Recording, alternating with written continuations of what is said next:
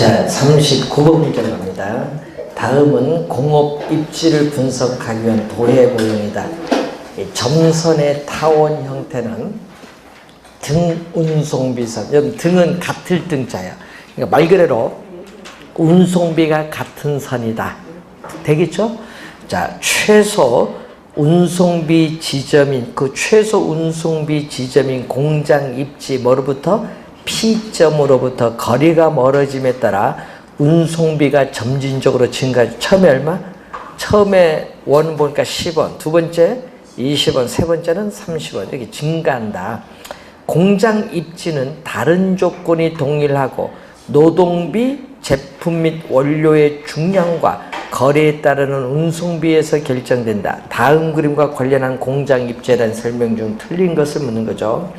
자, 운송비와 노동비를 고려한 비용 최소화의 관점에서 최적 공장 입지를 구하죠.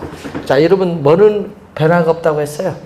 우리는 거기 보니까 노동비 하나와 제품 및 원료의 중량, 거리에 따른 운송비 두 가지죠. 그래서 운송비와 노동비를 고려한 비용 최소화 관점이다. 자, 배번은 뭐예요? 최소 비용 이론입니다. 그래서 여러분 항상 우리가 알프레드 배번은 꼭 우리가 암기를 해야 될 것은 요거잖아요. 제목을 잘 보셔야 돼요. 최소 비용 이론인데 이 비용을 뭐 한다? 이 비용이 뭐가 돼? 최소가 된다. 이때 요 비용 두 가지만 고려했잖아 문제에서. 노동비와 수송비, 운송비 요 두 가지를 고려해서 어떻게 돼? 최소가 되는 공장 입지를 구하는 거야. 비용 최소화입니다. 자, 두 번째, 총 운송비 관점에서는 원료의 중량과 제품의 중량을 비교하고 거리를 고려하여 비용 최소화 입지를 또 뭐한다? 찾을 수 있습니다. 그래서 2번도 맞는 질문이고 3번, 운송비 변수 그 뭐는 고려하지 않는다? 노동비는 고려하지 않는다. 여러분 운송비 변수만을 고려할 때는 노동비는 고려하지 않는다. 그래서 3번 지문에 노동비를 고려하지 않을 때, 자, 삼각형 거기 보면서 M1 원재료가 공장 입지 P에 어떻게 돼요? 원재료 M을 운송하는 데 드는 비용은 거리에다가 M1 원재료 무게를 곱해주면 돼요.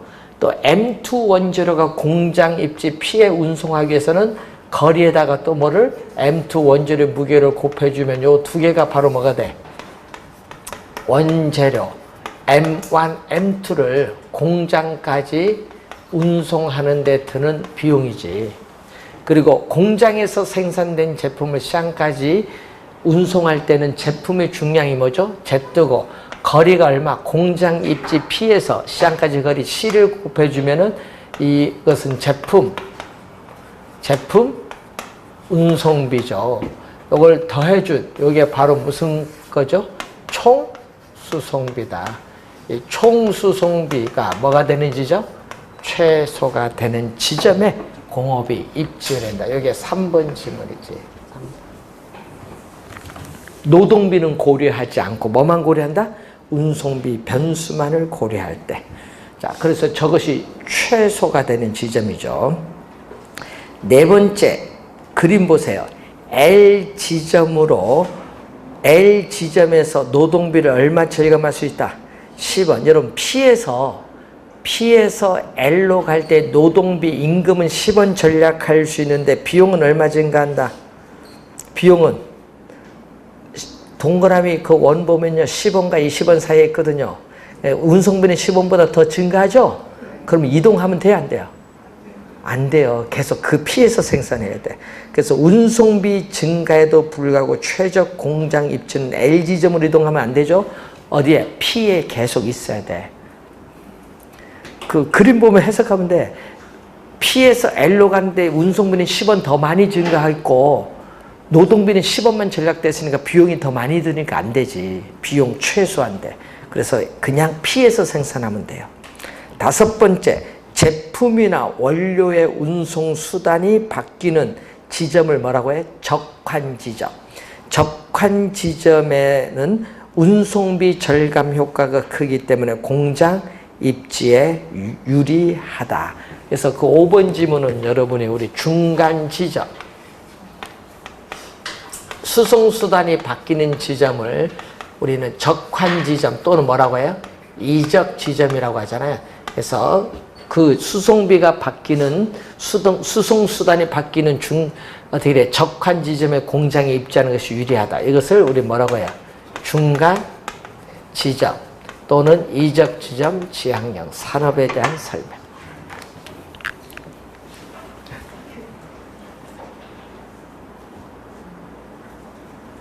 4번 정답이 되겠습니다. 자, 40번 문제로 갑니다. 베버의 공업 입지론에 관한 설명으로 틀린 것은 자, 생산자는 합리적 경제인이라고 가정한다. 여러분, 합리적 경제인은 이윤 극대화를 추구하는 어떻게 돼요? 사람. 이윤 극대화를 추구하는 사람을 합리적 경제인. 그럼 최소의 비용으로 제품을 생산할 수 있는 곳을 최적 입지점. 최소 비용이죠. 최소 비용 이론이니까. 기업의 입지요인으로 뭐를 제시했다? 수송비. 자, 베버는 수송비. 여러분, 노동비가 바로 뭐다? 인건비. 인건비, 임금이에요, 이게. 그리고 직접 이익을 제시했는데, 그 중에서도, 베버는 그 중에서도 뭐를? 수송비를 가장 중시했다. 이 수송비가 원료와 제품의 중량이 무게죠? 원료와 제품이 수송되는 거리에서 결정되는 겁니다. 자, 네 번째, 기업은 수송비, 인건비, 직접 이익의 수로 각 요인이 최소가 되는 지점 하면 안 되죠. 자, 우선은 수송비는 뭐가 되는 지점? 최소. 예, 수송비, 최소가 되는 지점. 또 뭐를 비교해야 돼? 노동비, 임금이 또 뭐가 돼? 우리는 또 최소가 되는 지점. 노동비, 임금이 최소가 되는 지점. 또 비교를 또 하고, 또 비교를 또 해야겠죠. 뭐를? 이익이에요. 여러분, 한 장소의 공업이 집적함으로써는 이익은 최소가 하면 안 되죠. 이익은 뭐가 돼? 최대. 이익은 최대가 되는 지점을 통해서 결론적으로 뭐다? 생산비가 결론적으로는 최소 생산비용이 최소가 되는 뭐 지점에 공업이 입지하는 것이 최적 입지점이다 이 말. 여기 뭐다? 최대. 직접 이익은 뭐다? 최대. 그래서 4번 정답. 5번째, 등 비용선은 최소 수송비 지점으로부터 여러분 우리가 삼각형 아까 우리 보면 삼각형의 요 안이 바로 공장 입지 요게 P락하면 요게 바로 최소 수송비 지점이거든요. 그럼 최소 수송비 지점으로 이렇게 입지를 여기 Q로 이 점을 입지를 바꿀 경우는 운송비가 증가하죠. 그래서 그 얘기입니다. 최소 수송비 지점으로부터 기업이 입지를 바꿀 경우에는 이에 따르는 추가적 수송비, 여기서 여기까지 추가적 수송비가 10원이 든다. 그럼 수송비 그 10원이 드는 지점 있죠? 10원이 드는 지점들이 있을 거 아니에요. 그런 점들을 쭉 연결 이렇게 한 요게 뭐다? 등비용선이다 이 말입니다. 추가적인 수송비 부담액이 동일한 지점을 연결한 곡선을 등비용선이라는 용어를 사용한다. 자, 4번 정답이 되겠습니다. 자, 42번 문제로 갑니다.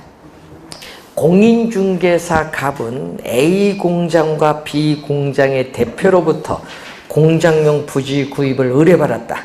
갑이 조사한 각 공장의 특징이 다음과 같을 경우에 각 공장은 어떤 입지 유형으로 봐야 할 것인가? A 공장은 편제 원료를 많이 사용한다. 여러분, 특정 지역에서만 구할 수 있는 편제 원료를 많이 사용하면 여기서 포인트.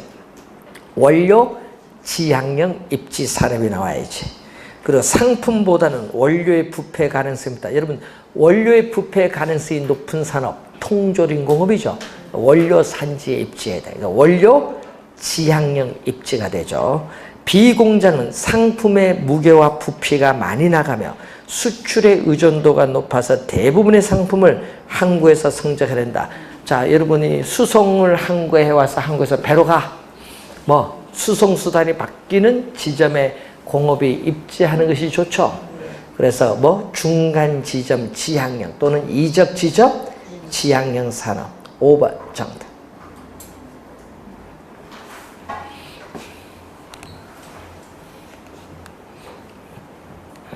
자, 원료 지수는 어떤 거죠? 보통 원료 배번은 원료 지수 M을 뭘로 나눴다? 편제 원료의 중량을 뭘로? 제품의 중량으로 나눈 건데, 지금 아까 그 A를 볼 때는 M이 1보다 크면 어떻게 돼? 편제 원료의 중량이 제품의 중량보다 더 큰 경우죠. 이때는 원료 산지에 입지하는 것이 뭐다? 유리해요. 이때는 원료 지향형 입지 산업. 반대로 M이 뭐보다? 1보다 작을 때는 편제 원료의 중량보다 뭐가 더 커요? 제품의 중량이 크면은 원료 산지에서 생산하면 제품 운송비가 많이 들어서 안 되고, 이때는 어디서? 소비지 시장에 입지하는 것이 유리해요. 시장 지향형 입지죠. 그래서 원료 지향형 입지는 가공하는 과정에서 제품의 중량이 줄어드는 산업, 대표적으로 시멘트 우리가 산업이에요. 제품의 중량이 줄어드는 산업. 무슨 산업? 시멘트 산업과 같은 중량 감소 산업이 여기에 해당해요. 또 가공하는 과정에서 제품의 중량이 줄어드는 것이 아니라 오히려 증가하는 상품, 맥주, 청량음료와 같은 산업은 뭐다? 우린 시장 지향형 입지 산업이 돼요.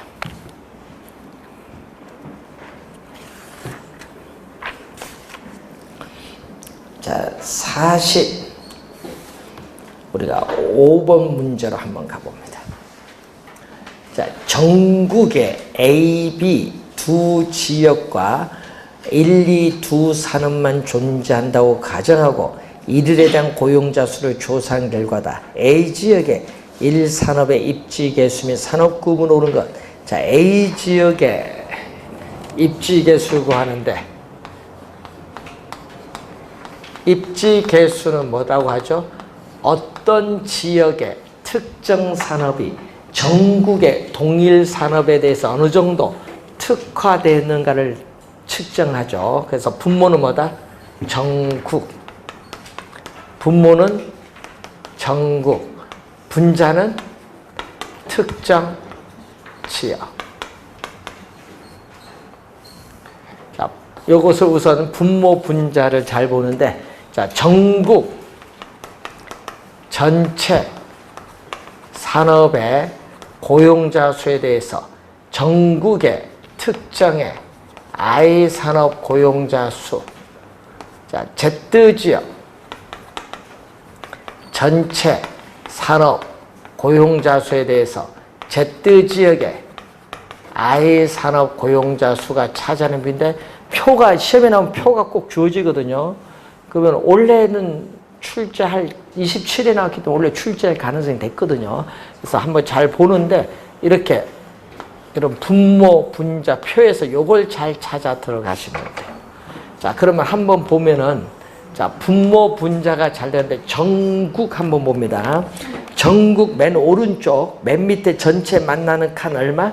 400, 단위는 만명, 400만 명이죠. 400 들어가면 돼. 만 명은 없어지는 거니까 400, 전국 전체. 자, 그리고 전국의 무슨 산업? 1산업이죠. 지금 1산업. 전국의 1산업, 맨 오른쪽까지 전국의 1 만나는 게 250만 명. 만 명은 이제 생략이 되는 거고. 자, 그리고 이번엔 A 지역. 자, A 지역 두 번째 칸 전체 얼마? 200만 명. 200만 명. A 지역 전체 200만 명. A 지역 얼마? 1산업 얼마? 150. 분모 분자 50으로 남다. 5, 4, 20, 5, 3, 15. 여기는 또 5로 5, 8, 40, 5, 25. 자, 내항의 곱은 4 곱하기 5. 내항의 곱은 분모로 가고, 외항의 곱 8 곱하기 3은 분자로 가죠. 그럼 얼마? 4, 2, 8. 그럼 5분의 6. 5분의 6이니까 얼마? 1.2야.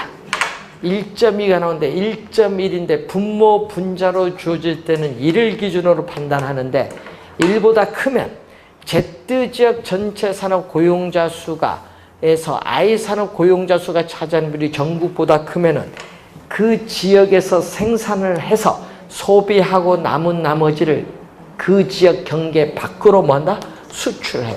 그 지역 경계 밖으로 수출하는 무슨 산업? 기반 부문의 산업을 말하죠. 지금 요걸 묻는 거네요. 그러니까 1.2가 나오고 뭐다? 기반 부문의 산업. 1번 정답이 되겠습니다.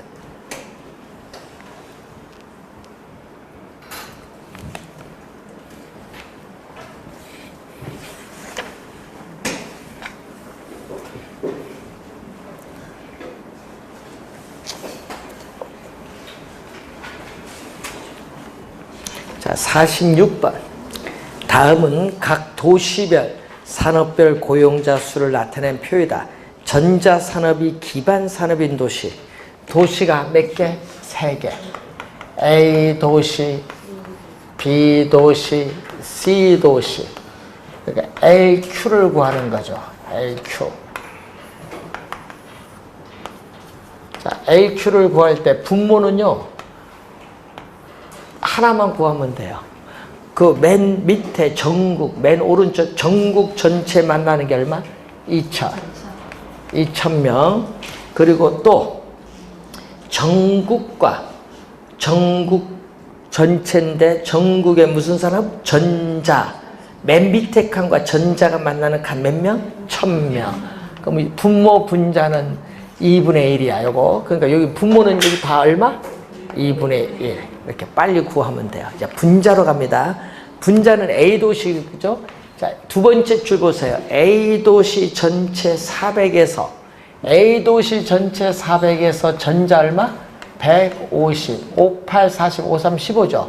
자, 내항의 곱은 분모로 가고, 외항의 곱은 분자. 8분의 6은 4분의 3이죠. 4분의 3은 0.75가 돼. 자, 세 번째 줄 갑니다. B도시 전체 500에서 전자산업은 얼마? 250. 세 번째 줄. 그럼 요거 2분의 1이잖아요. 그러면 여기 얼마? 1. 자급자족이야. 그리고 2분의 1인데 여기서는 얼마다? 네 번째 줄. 전체 1100에서 전자는 얼마? 600. 공둑이 없어지죠. 그러면 내항의 곱은 11. 외항의 곱은 26. 12가 되니까 1보다 크죠. 그럼 기반 산업은 뭐보다? 1보다 커야 되잖아요. 기반 산업은. 1보다 큰 거 하나밖에 없네요. 그래서 뭐 C 도시 3번 정답. 요즘 시험에 나오면요. 도시가 3개 아니면요. 4개 나오던지. 그럴 때 항상 빨리 푸는 건 분모는 똑같지. 분모는 똑같은 게 나르고 빨리 뭐만 보면 돼? 분자만 빨리 계산해서 확인하시면 되겠습니다. 자, 47번 문제로 갑니다. 입지 분석 대상 지역에서 A 기반 산업에 우리가 종사자 수가, 자, 여러분 어떤 지역이 있거든요? 자, 여기 어떤 지역이 있어요? 여기서 A 기반 산업이에요. A 기반 산업에 종사자 수가 10명에서 11명으로 증가할 경우에 이 지역, 여러분, 이 지역 전체에서의 전체 산업 종사자 수가 100명에서 얼마? 120명으로 증가했다면 A 기반 산업의 경제 기반 승수는 얼마냐 얘기죠. 자, 경제 기반 승수.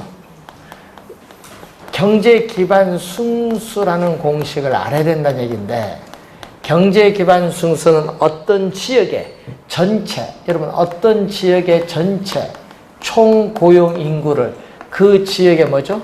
기반 산업. 지금 A 기반 산업이죠. A 기반 산업의 뭐? 고용 인구. 지역의 총 고용 인구를 이렇게 나눠주면 돼요. 그런데 지금은 인구 몇 명이 나온 것이 아니라 뭐가 나왔다? 몇 명에서 몇 명으로 증가. 변동분으로 주어졌어. 그러면 어떻게 돼요? 변동분으로 주어졌으니까 얼마? 퍼센트로 가야겠지. 자, 그러면은 지금 요 수식에서 경제 기반 승수가 나와요. 자, 지금 A 기반 산업 고용인구가 10명이죠. 지금 기준이 얼마? 10명에서 11명으로 증가했죠. 그럼 변동분은 11명에서 얼마?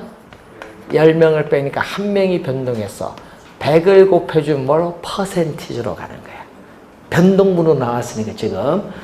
그래서 A 기반 산업의 고용인구 분모는 변화율로 가고 왜 총 고용인구는 또 얼마에서? 100명에서 120명이니까 변동분은 120명에서 얼마를 빼야 돼? 100명을 빼니까 얼마? 20명이죠. 곱하기 퍼센티로 가니까 100을 곱해주지. 그럼 위에는 얼마? 약분하니까 20%. 밑에는 또 10분의 1이잖아요. 몇 프로? 10%. 했더니 얼마? 구하고자 하는 값은 2가 돼. 지금 변화로 가야 돼. 몇 명에서 몇 명 하니까 변동분이 주어지니까 이렇게 변화율 퍼센티지로 간 겁니다. 탄력성 할 때 배웠잖아, 변화율. 네? 그래서 여러분이 우리가 요걸 잘 확인을 해줘. 요거는 기준이 되는 10명에서 몇 명 변동했느냐, 1명. 기준 100명에서 몇 명, 20명 변동했다 얘기죠. 100을 곱해주는 퍼센트로 가는 것. 4번 정답입니다.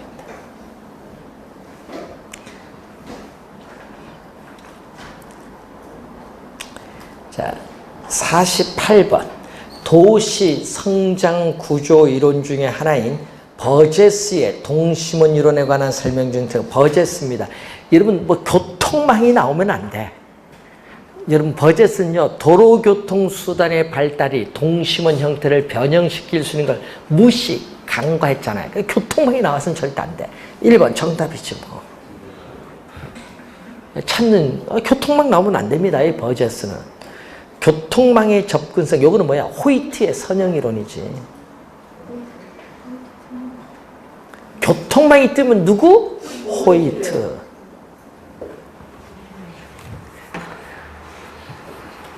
자, 1925년에 나타난 버제스의 동심원 이론은 도시의 핵심이 뭐야? 중심, 업무, 지구잖아요. 적응하지 못해서 밀려나서 두 번째 점이지대. 점이지대가 두 번째 동심원. 그러니까 2번은 맞고요. 또 뭐를 대상으로? 버제스는 미국의 뭐를? 시카고를 대상으로 하죠. 시카고. 3번 맞고 중심 업무지구 맞고 그리고 튀넨의 고립국이로 맞죠. 1826년에 나타난 튀넨에 있어서의 뭐죠? 고립국 이론에서 이 중심진 시장에서 거리가 멀어짐에 따라 재배되는 작물이 6가지로 나누고 있죠. 그래서 이 6가지 재배되는 작물에 토지를 이용한 대가 지대를 줘야 되는데 그 지대의 모양이 무슨 모양? 동심원이다. 이 동심원 지대 모형을 띠고 있는데 이것을 어디에? 도시, 농촌 토지의 이론을 도시, 토지, 공간에 적용을 한 거죠. 응용을 한 거예요. 그러니까 튀넨의 고립국 이론을 응용한 겁니다. 그래서 5번 맞는 지문 관련이 있죠. 정답 1번. 자, 49번 문제로 갑니다. 버제스의 동심원 이론에 관한 설명으로 틀린 것은 미국의 시카고를 연구 대상으로 주거지의 공간적 분화 과정을 우리 실증적으로 분석된 가장 오래된 최초의 모형, 가장 오래된 최초의 모형입니다. 중심 업무지구는 도시의 경제, 문화, 금융, 정치 균형이 집중된 핵심입니다. 자, 20세기 초반 미국 시카고 대학의 시카고 학파를 중심으로 발전했고, 고소득층 주거는 어디 있어요? 여러분, 점이지대가 두 번째고요. 공장의 근로자들이 거주하는 저소득 주택지역이 세 번째고, 네 번째는 중상층 이상이 거주하는 고소득 주택지역은 도시 및 중심 업무 지구 점이지대 바깥에 있어요. 그래서 4번 정답이고, 밖에는 교외에 통근자들이 거주하는 위성도시죠. 요거는 위성도시예요. 요거는 다섯 번째. 그래서 5개의 지구로 분화되면서 도시가 외연적으로 성장합니다. 자, 4번 정답이고, 도시의 공간 구조 형성을 무슨 형태? 친입, 경쟁, 천위 등의 과정으로 설명하죠. 그래서 도시 생태학입니다. 자, 도시 생태학적인 우리가 관점에서 접근을 하는데, 우리는 이 도심에서 거주지, 주거지가 이렇게 외곽으로 분화되는데, 그 분화되면서 도시의 공간구조 형성이 무슨 용어? 생태학적인 용어, 친입, 경쟁, 천위 등의 과정으로 설명하고 있다 얘기죠. 5번 맞는 질문이 되겠습니다. 자, 50번 문제로 갑니다. 자, 미국의 도시경제학자인 호이트가 주장. 호이트만 뜨면 뭐 볼 거 없어. 다 뭐? 선형이론. 이런 문제만 나오면 좋지.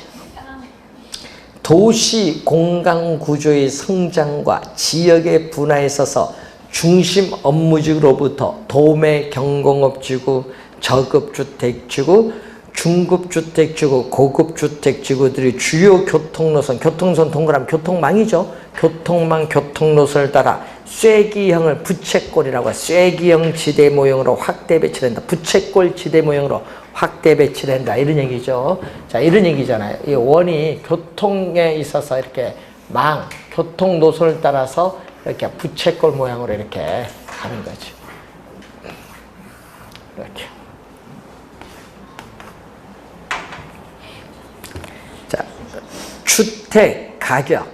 자, 여러분이 높은 주택 가격을 지불할 수 있는 고소득층의 주거지란 입지 선택 능력이 도시 공간의 주거 공간을 결정하는 중요한 관건이라고 주장한 학자가 호이트. 그래서 이걸 다 맞는 이론 누구 이론? 호이트. 그래서 호이트는 몇 년? 1939년에 나타난 호이트의 무슨 이론? 선형 이론이고, 교통의 축을 따라서 개발축이 형성되기 때문에 축 이론인데, 항상 호이트가 나오면은 뭐를 따라서 확장이 되는 거예요? 도시의 어떻게 돼? 성장은 뭐를 따라서? 교통망을 따라서 확대가 되는데, 그 모양이 우리는 무슨 모양을 띠고 있냐면은 부채꼴 모양을 띠고 있다. 부채꼴 모양. 부채꼴 모양을 우리는 쐐기 형태다.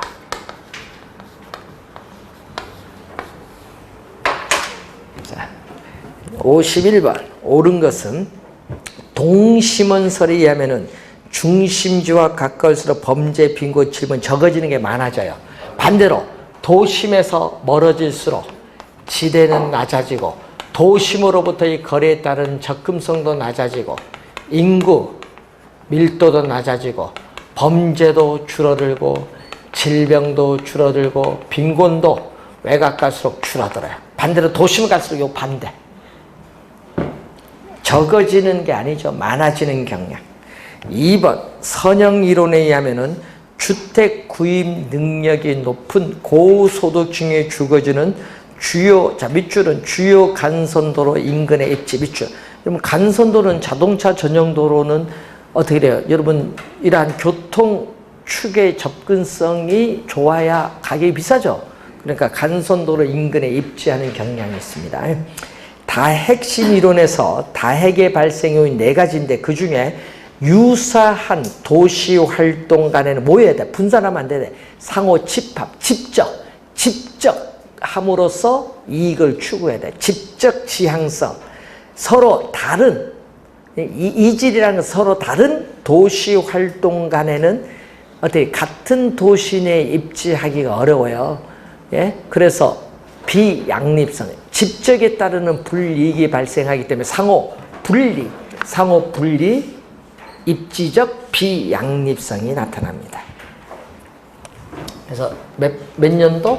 1945년도에 나타난 해리스와 울만의 연구에서 나타나는 다 핵심이로. 핵심이 하나가 아니라 여러 개인데 다 핵심이 우리는 성립되는 발생시킨 요인이 거기 4가지가 나오는데 그 중에 지금 2가지가 나와 있어요. 동종, 같은 업종의 도시 활동, 서로 다른 종류의 도시 활동에서 여기는 분산이 아니라 뭐다? 집적. 집적.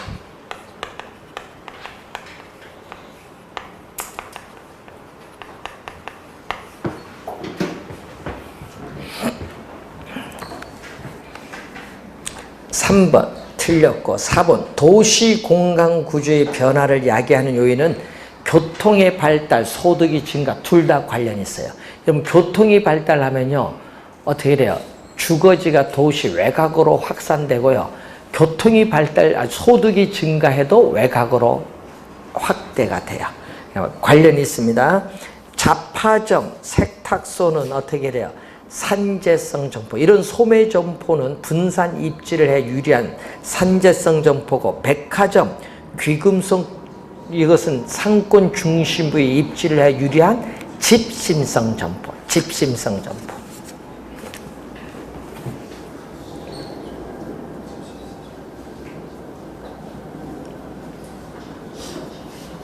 자, 53번 문제로 갑니다. 자, 도시 내부 구조 이론에 관한 설명으로 틀린 것은, 자, 도시 내부 구조 일반화에 관한 3대 이론, 버제스의 동심원 이론, 호이트의 선형 이론, 해리스 울만의 다핵심 이론 3가지가 있죠. 자, 시험도 이 3가지 내고 있잖아요. 동심원 이론의 공간 구조는 순서, 중심 업무 지역, 점이지대, 저소득층 주택적, 고급주택적, 통근자 주택지대 쪽으로 팽창해 간다고 한다. 순서 맞죠? 자, 선형 이론은 교통노선, 교통축이 개발의 축을 형성한다고 보죠. 맞는지 보죠. 교통축의 접근성이 집가에 영향을 주기 때문에 개발축을 형성합니다. 선형 이론에서 고급주택지역은 특정의 선형, 여러분 고급주택지역은 이렇게 특정의 선형은 부채꼴 모양이잖아요. 이렇게 특정의 선형 지역을 뭐 한다, 이렇게 점유를 해요. 형성하여 고급주택을 중심으로 좌우, 고급주택 중심으로 좌우는 뭐죠?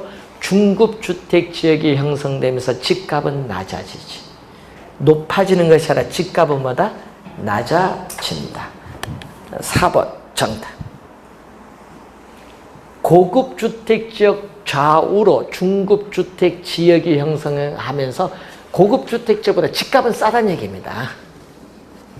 자, 5번 다의 핵심 이론은 많은 도시 토지 이용의 패턴, 유형이 유일한 하나의 핵심으로 된 것이 아니라 몇 개의 분산, 이산되는 핵심으로 구성되어 도시 전체가 형성된다는 이론을 전개시키고 있습니다.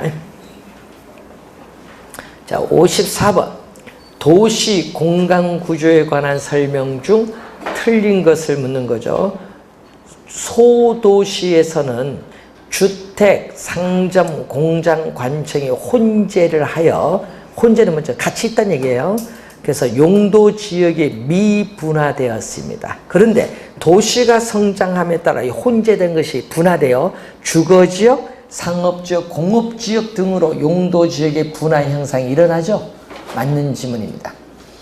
은행, 백화점, 호텔 등은 도시 중심부를 구심점으로 도시로 모여요. 집중하는 경향이 있고, 주택, 공장은 도시 주변 지역 바깥으로, 도시부로 들어오지 않고 도시 바깥으로 빠져나가 원심적으로 분산되는 경향이 있습니다. 또 맞는 지문이고, 도시 공간 구조는 집가, 토지 가격과 깊은 관련이 있어서 도심부는 높은 지가를 부담할 수 있는 용도의 건물, 예를 들면 상업용 건물 이런 거고, 도시 주변은 낮은 지가를 부담하는 건물이나 시설, 예를 들면 주거용, 공업용이 입지하는 경향이 있겠지. 자, 도심 내부에는 지역의 분화 형상이 일어나는데 응집, 분산 이런 것은 다 뭐 생태학적인 용어죠. 이런 생태학적인 용어가 발생하고 있습니다. 도시 내부에서 지역 분화가 세분화가 되면은 상업지역은 뭐다? 고도 상업지역, 중고도 상업지역, 일반 상업지역으로 세분화되나 주거지역은 오히려 단순화된다. 여러분 주거지역도 전용 주거지역, 일반 주거지역, 준주거지역 등으로 세분화됩니다. 그래서 단순화된다니까 틀린 지문. 일반적인 우리 생각을 하면 쉽게 구할 수 있는 부분입니다. 자, 이제 도시 내부 구조를 요즘 한 문제 계속 출제가 되는 부분인데, 여러분 우리 출제형 교재는 요 세 이론밖에 없어요. 이론이요 여기 한 많거든요. 그래서 이론이 보통 6, 7개가 많이 나오는데, 이 다른 우리 교재 보면 출제형 교재는 요거 3개밖에 없어요. 요 3개만 내는 거예요 지금. 중요한 출제용 교재 3개밖에 없어서 그래요.